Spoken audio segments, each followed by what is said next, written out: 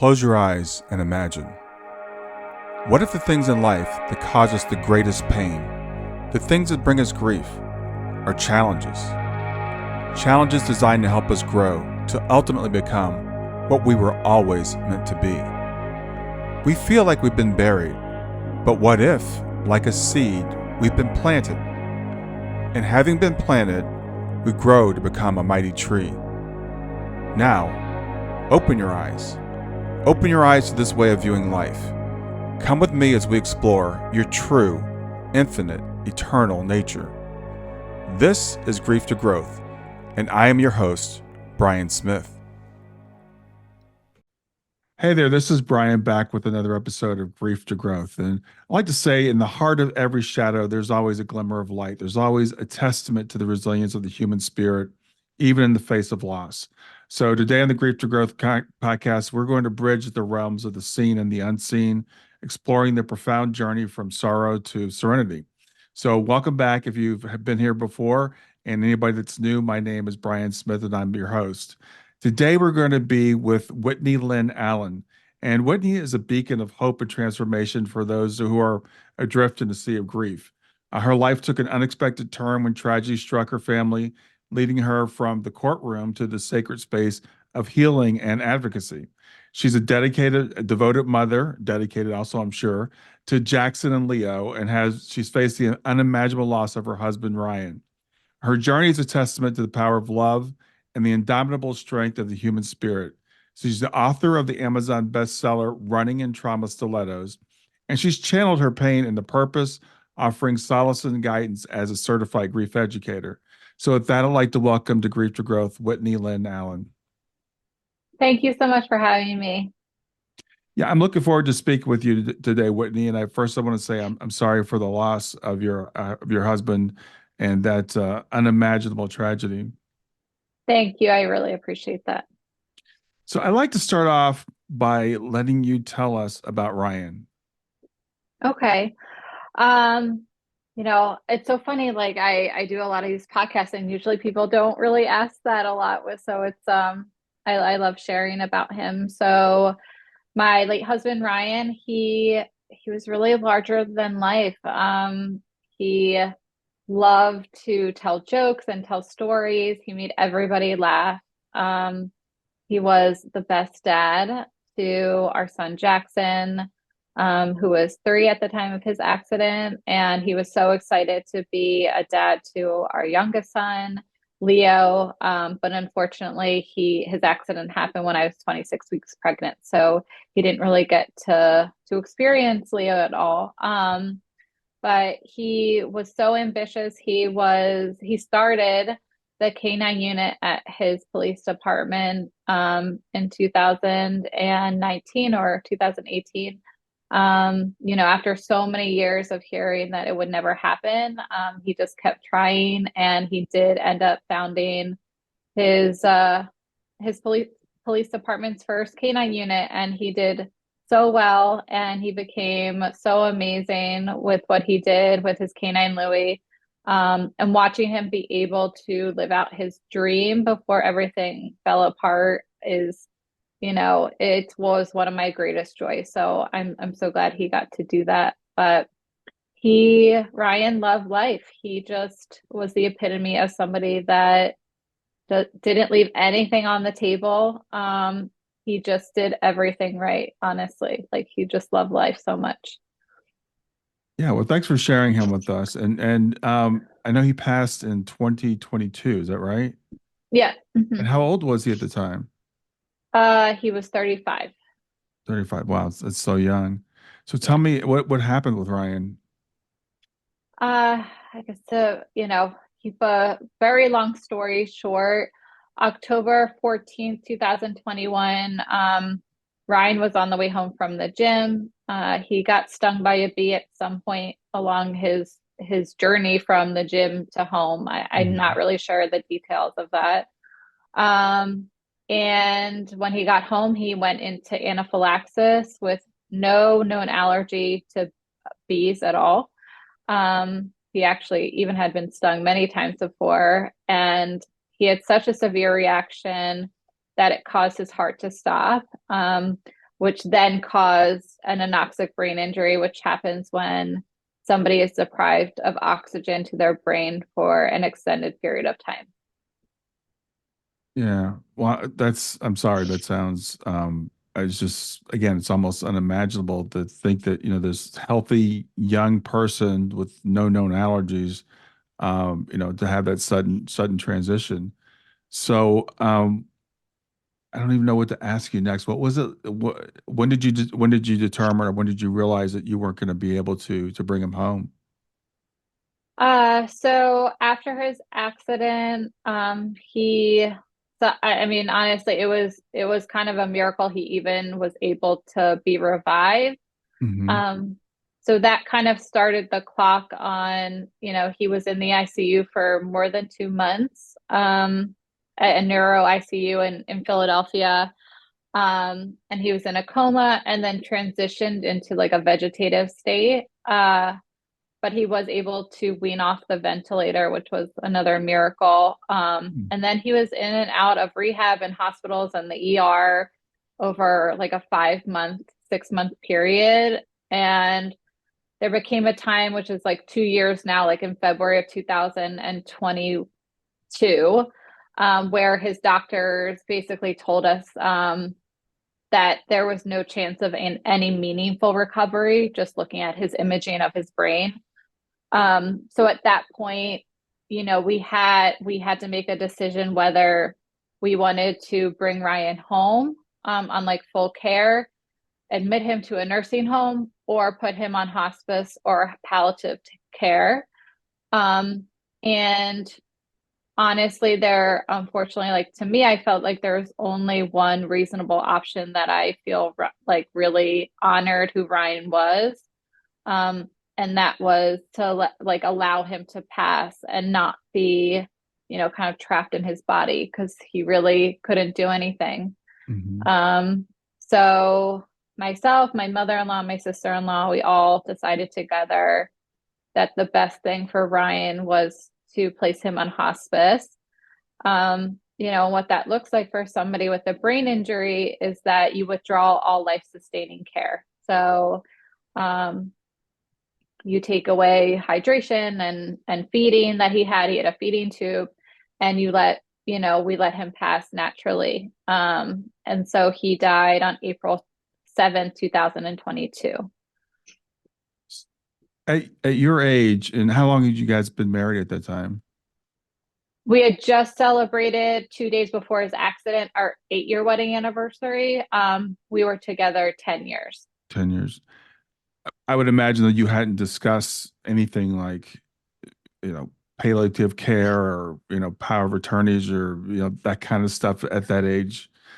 So how making those decisions sounds like your family and his mother were involved and helped you with that.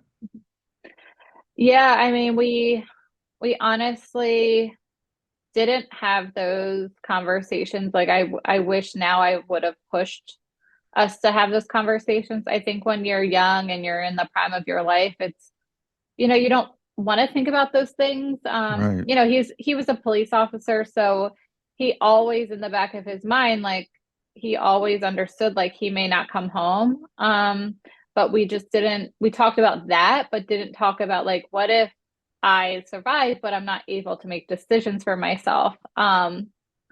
So that was something that I had to deal with, unfortunately. And I had to make those decisions based on what I thought was right for Ryan at the time.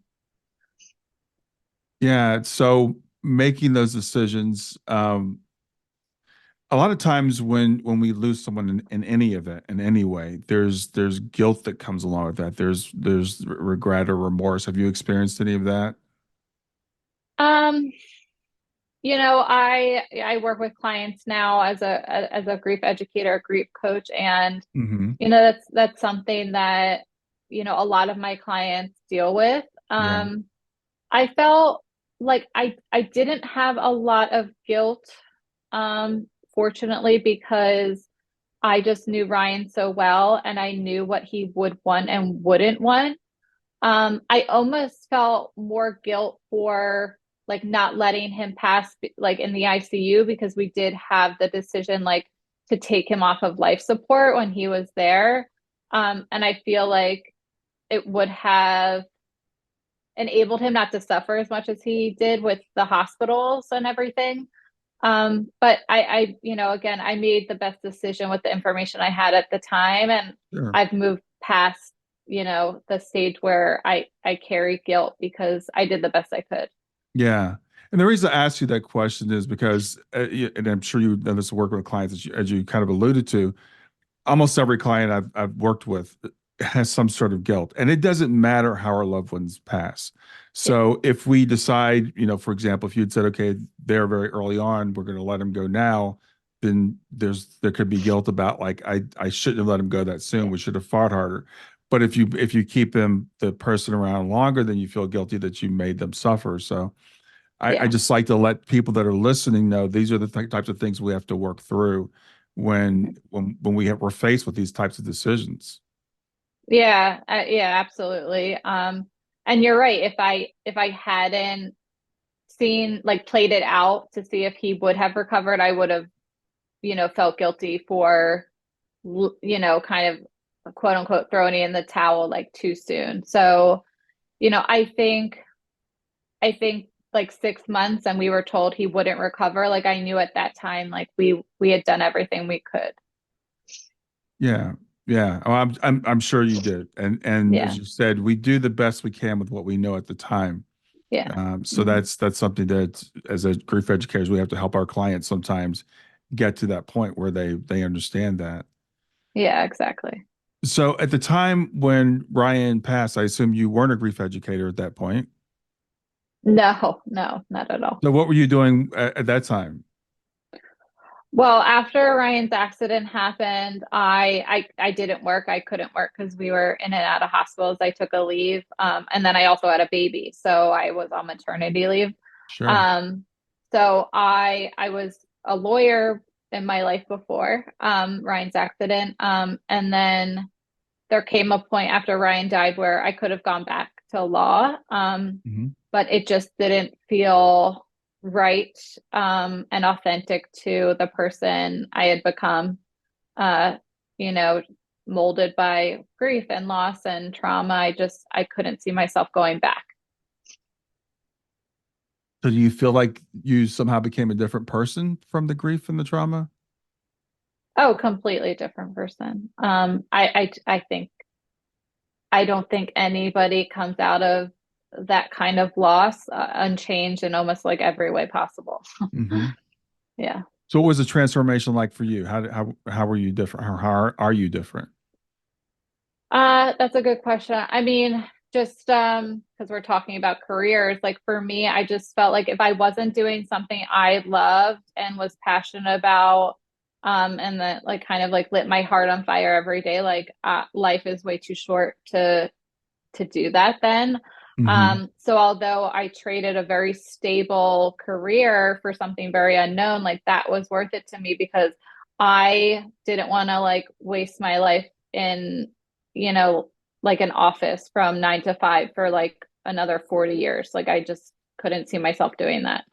So that was one of the ways I changed, just like being able to take leaps of faith, um, even though it was scary because I know life is so like I know life. I knew life short was short before, but now I truly intimately know what that means. Hmm. Um, you know, I think it has made me appreciate the people in my life so much more and just like little things in life. I mean, just like being able to spend time with my sons or like a sunrise or a sunset just like has so much more deeper meaning to me now. I think it changes your perspective, like spiritually, in terms of like where do we go after we die. And I know I feel now like I'm so sure that there is like another part of life after our lives on earth. Hmm. And I just, you know, I feel like Ryan's death has made me truly know that that is what happens. So what were your thoughts, if any, on where we go after we die before Ryan's accident?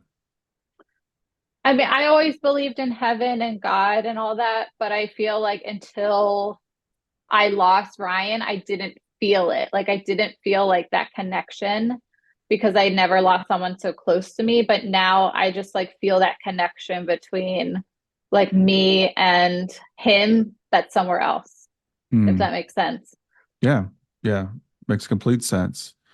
So yeah, that I think that's there seems to be a point in a lot of our lives where something comes along and wakes us up, right? We think, okay, well, yeah, I believe in heaven or stuff, but it's kind of a yeah in the back of your mind, and someday I'll face that in the very distant future. But I would imagine when Ryan, passed and was no longer with you physically, it forces you to really dig deep to maintain that relationship. Yeah, I mean, absolutely. I think part of how we survive after this kind of loss is the continuing connection with our person and continuing that relationship, although it's obviously is not the same and it's not what we want, but I think that's how we survive. So Jackson at the time when was just about three when Ryan passed. He was four, like around three and a half, like a little more than three and a half when his accident happened. Okay, and has how has he coped with his father not being there? Yeah, Jackson, I mean, he is such a brave, like resilient little boy. Kids are so amazing. So he's doing really well. I mean, in the beginning, it was really hard because he went from like of just a normal life, to, his mom being the only one home and having to go to the hospital every day and like less time with me and me being exhausted all the time and crying all the time and not having his dad around. So there was a time period where there was a lot of like behavioral turmoil with him, Mhm. in the beginning stages, but I'm really grateful that he's doing so much better now. Yeah, when you said kids are really resilient, and at that age, I don't even know how much they understand what death is, so I didn't know how he would Mhm. deal with that. Mhm. So when you said you could decided as far as going back and being a lawyer, I guess that just didn't really feel like something you wanted to do. So how do you decide to become a grief educator?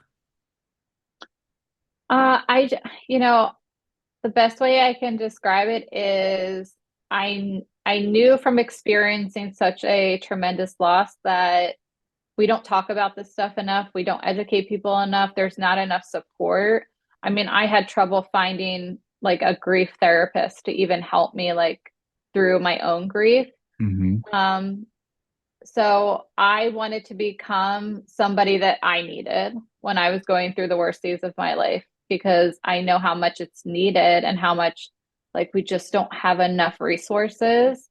Um, so I mean that's really why I wanted to become a grief educator, and my grief therapist actually recommended David Kessler's course because she felt like um, would have really good information. And she looked at like the website and she said, she kind of agreed with the curriculum. So that's kind of why I did that. So there, I'm sure people have heard of grief counselors, and you Mhm. mentioned grief therapists. How is a grief educator different? I mean, we're different because, we're not licensed therapists or counselors, whereas, people that are licensed, they have to go through a lot of training and school. Um, you know, a grief coach, we like all I do is work with people in grief, whereas like a therapist or a counselor works with people who are going through a lot of different life transitions and, difficulties or struggles. As a grief coach or educator, I get to kind of pull my own personal experience and use that to help clients. Whereas, there's like ethical boundaries when you're a therapist or a counselor where you're not really supposed to tell your clients about your own personal story. Which I feel like that's like one of the most powerful things I do is like be able to relate to my clients on that very personal level.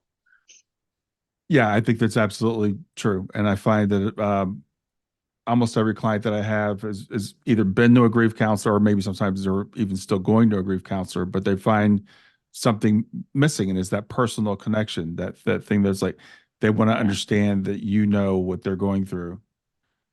Yeah, that's exactly been my experience. Like people either come to me intuitively knowing that, and they're like, I want to work with somebody that knows exactly what I'm experiencing.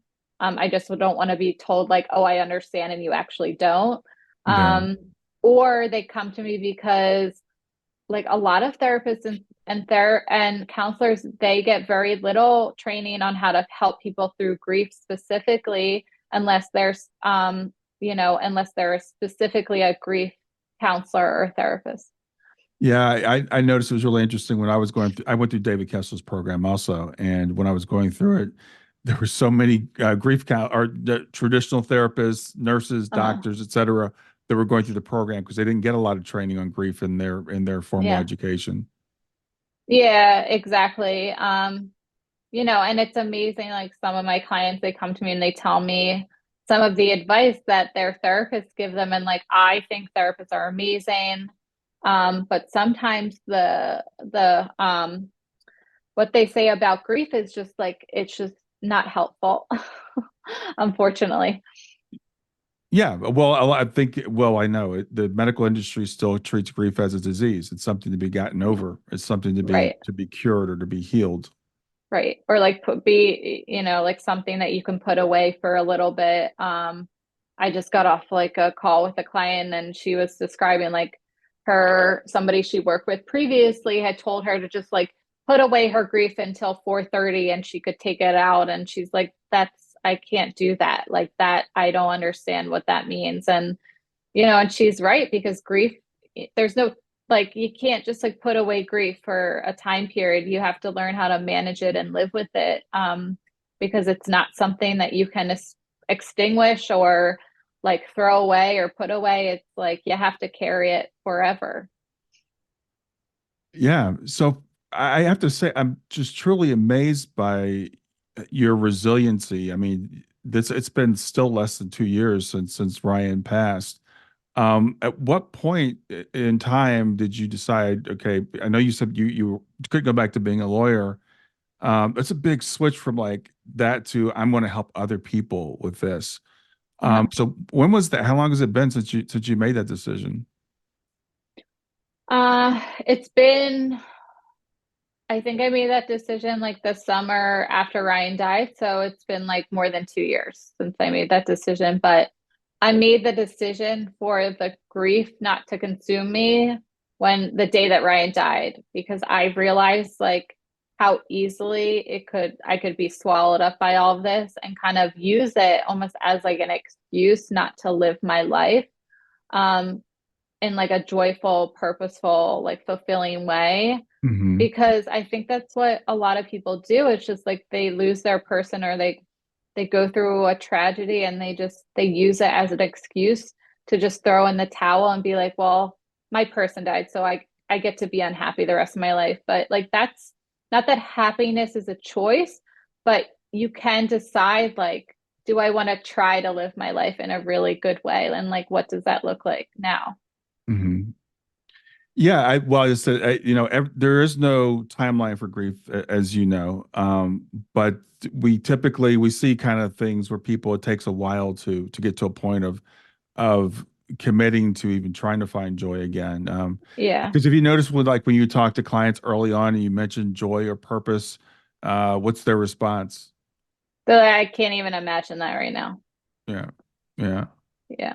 And I say that's reasonable, but like, do you have hope? Like, because the clients that I can't help are the people that come to me and they're like, I'm miserable. I have no hope for the future. Like, you know, I don't want to try. And, the people that just like have no hope or like can't even, and I'm not even asking them to imagine their future because that's impossible, but like, Hmm. do you just have like an inkling of hope? Like, Yeah. that's all I look for. Right. And I know that if they have some sort of hope, then like I'm able to help them. But you have to want to help yourself. Like, I can't do that for people.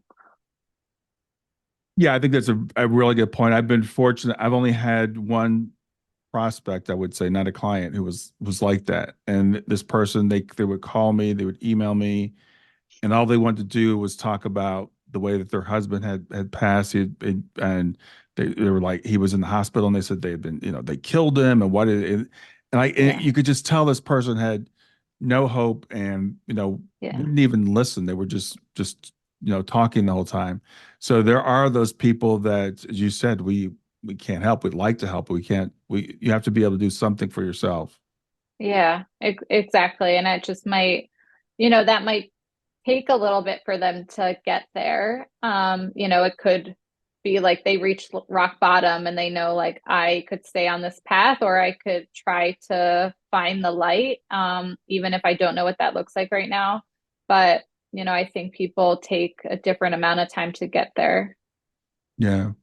Tell me about your book. First of all, tell me about the title of your book. Yeah. So my book, my first book, Running in Trauma Stilettos, the title came to me because I just had this imagery of, because I was in the hospitals all the time with Ryan, like running through the corridors in stilettos, because that just seems super uncomfortable and just like, it just seemed like an impossible thing to do, which is like how I felt like I was living during that Mhm. time. So I just felt like that was a powerful image. So that's kind of where the title came from. And tell me about the book itself. Yeah, so the book itself is really, it chronicles what happened, like Ryan's accident. Oh, sorry, I'm gonna have to switch out of my earpods. Can you hear me? Okay. So it chronicles after Ryan's accident, and then up until the time of his death, the kind of everything that happens in between. And then also, our life in the before and our love story. And, and at the end, I start having like seeing that hope and seeing the light, even though I don't know what my life is going to look like. It's just, me just having hope that I do have a future after this tremendous loss. Yeah, I think that was what we talked about earlier. That's a really important thing, is having that hope, and that's one thing that your story does or can do for people that are early in that phase we talked about.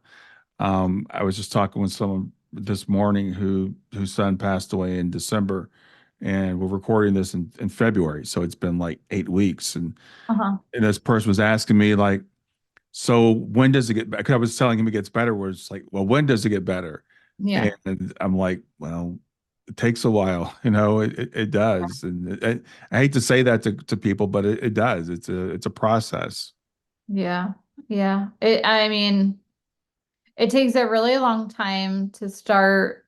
Well, first, like just to get out of like a survival mode, like where you're just kind of going through the motions on autopilot, like that takes a long time. And then you're kind of in that really raw stage of grief where you're just in all of these intense emotions. And then you have to get through that stage. And then you're coming out of that like survival, really acute stage of grief. And then you're like, what the heck does my like life look like now? What do I want it to look like?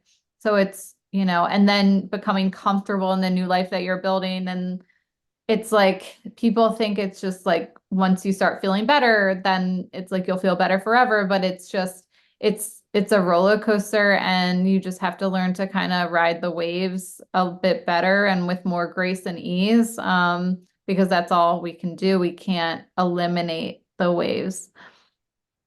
Yeah, yeah, exactly. So when you're working with clients, what type of process do you take them through in terms of dealing with their grief? Yeah, that's a really good question. That really depends on where people are in their Hmm. grief. Like for example, if somebody comes to me and they're more kind of like perseverating on like what their trauma and what has happened, like obviously there are things that we have to process before we start kind of like focusing on like the future stuff or even the present stuff. But I first just like to focus on like if you're suffering in any areas, like whether that's sleep or not eating right, or, you know, you're just feeling like you're having ruminations, like let's try to focus on those first so we can even start like the grief work, because if you're suffering in an area, we can't even touch like the processing part. Hmm. And so it's like it's really so individual based on the needs of each client. So I know you've turned your pain into purpose. Have you had any clients examples where they've been able to turn around and taken their grief and turned it into something? Oh yeah, so many of my clients, that I work with, and it's like purpose can look different for everybody. I mean, I have some clients where they find purpose, they lose their husband, more I'm like they were just about to retire, so they find their purpose in like their grandkids and what that looks like, or their children or their grown kids, or Hmm. the younger widows that I work with, like they find purpose in other things. Like they might start helping other young widows in their community, or they feel like, maybe the job that they have right now isn't something they want to do forever. So they start exploring their options. So again, it's so individual, but I think, purpose looks different on everyone. Yeah, yeah, absolutely. And people, as you just kind of said, are in different phases of their life and different things, but it's just finding whatever it is that works for you, I guess, to look forward to. Yeah, exactly. You have to, it takes a while to figure out, what life looks like without your person. And that takes a lot of experimenting. It takes a lot of discomfort. It takes a lot of pushing yourself outside, your comfort zone, because even within grief, I mean, grief becomes comfortable at a point. Like the pain of it or even the guilt of it, because it keeps you from moving forward, which is scarier sometimes than like the known grief that you're feeling. Yeah, that's a good point. Yeah, Yeah. a lot of times I've heard people when they start to, I hate the word heal because grief is not a disease, but when they start to get to that point where they're feeling a little bit better, they're not feeling the pain as intensely, then Yeah. the guilt will set in, or the fear of, okay, I can't give this up because it's become so comfortable to me. Yeah, it does. I think there are emotions and energy that we hold that, it serves a purpose for different seasons of our grief. But then we also have to learn to let go as we're moving forward, because we can't take those with us. Yeah. So you mentioned earlier that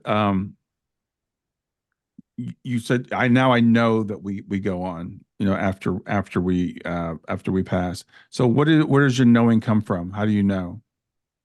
I think it's more of like a gut feeling and intuition, like being able to like feel a presence that really isn't like I can't see it, but I can feel it. I mean, and isn't that just like what hope is? And like it's just even without any evidence, it's like we feel something. Hmm. So it's just a knowing without being able to see it or even understand, but feeling it. And I believe that our loved ones can send us signs from wherever they are.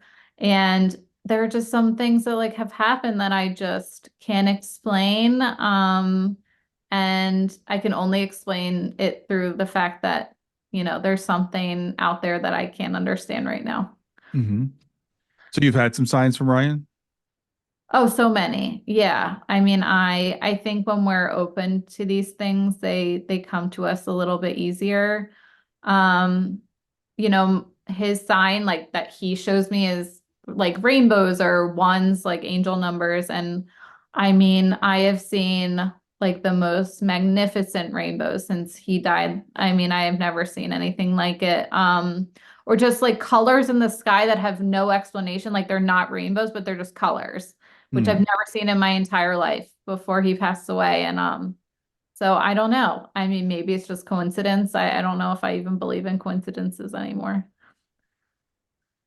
I don't believe in coincidences anymore. I know but we call them synchronicities, right? They're things that are timed up that with have no reasonable explanation. And I've had crazy synchronicities. So I don't use the word coincidence anymore.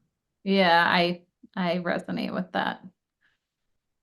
So going forward with your kids, I'm wondering, um, how do you talk to them about Ryan, or what is that? How do you maintain the relationship?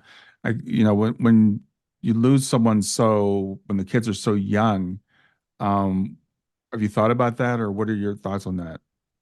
Yeah, I think intuitively it's just I let them lead. Um, and my the youngest one, it's so hard because he's not even old enough to really like be able to start processing some of this stuff. But Right, for my right. oldest son who knew Ryan, and like until he was like 4 years old when Ryan passed, for him, if he like talks about Ryan, I just encourage it. I make him feel like witnessed in whatever he's talking about and just Hmm. say, like I love when you talk about daddy. You can always talk to me about him. I love hearing stories that you tell me and just, keeping an open dialogue. I don't feel the pressure to have to like force any conversations on him. It's like I like when things come up authentically. And they do. I mean, there are Hmm. things that happen and Jackson, my son, will be like, "Oh, my daddy did that with me." And I'll just acknowledge it and I'll, see if he wants to talk more about it. And like that's just I feel like in all things I let him lead. Yeah, I think that's a great way to go about it. And a lot of times, little kids, I've especially I was wondering because his age, sometimes they'll actually see the person in spirit. So I don't know if you had any experience with that. Yeah, I think there was like a couple times where Jackson told me that his daddy was playing with him, but I Mhm. think Leo sees Ryan, like actually sees him, but he can't really like tell me because he's too little. Yeah. Um, but there's pictures of Ryan everywhere, but I don't like maybe every day say, "Oh, that's daddy." Like I don't, he's there, but Hmm.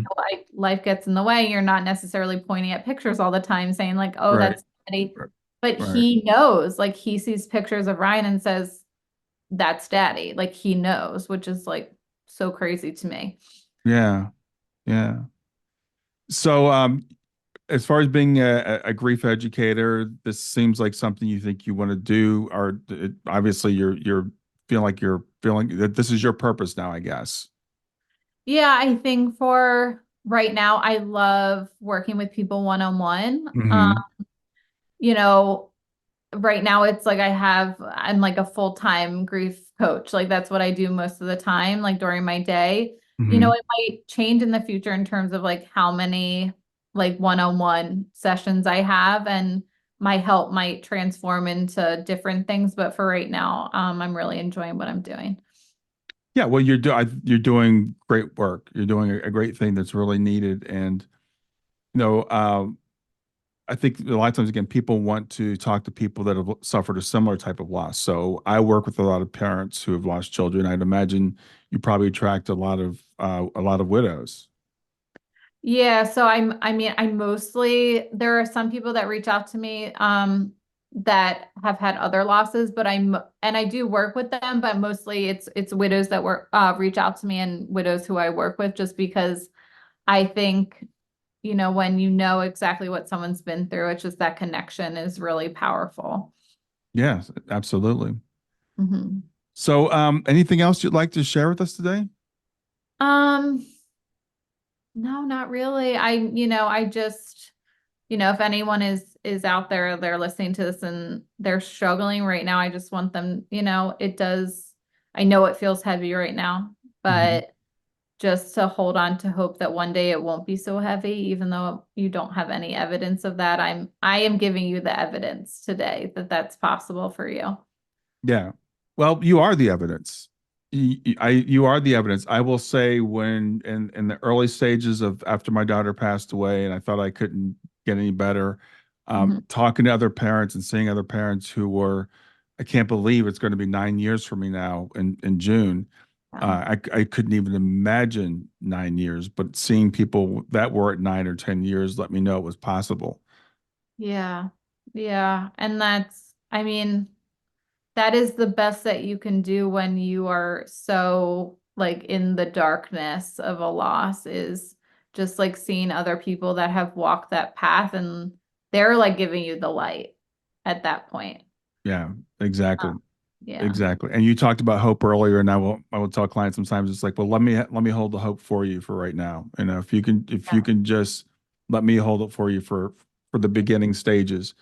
Um, because you and I both can remember those days, Mhm. really well when you felt like this is not going to get any better.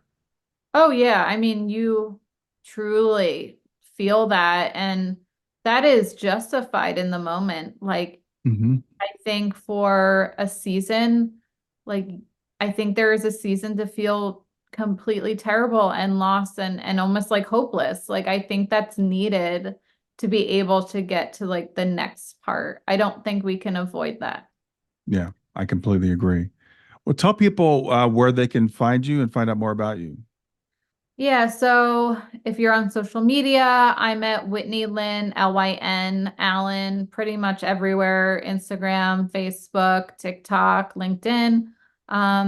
And you can go to my website at Whitney Lyn Allen to get more information about my story. And my book, Running in Trauma Stilettos, is on Amazon. Sounds great. Well, Whitney, it was good to talk to you today. Enjoy the rest of your afternoon. Thank you. I appreciate it. Bye.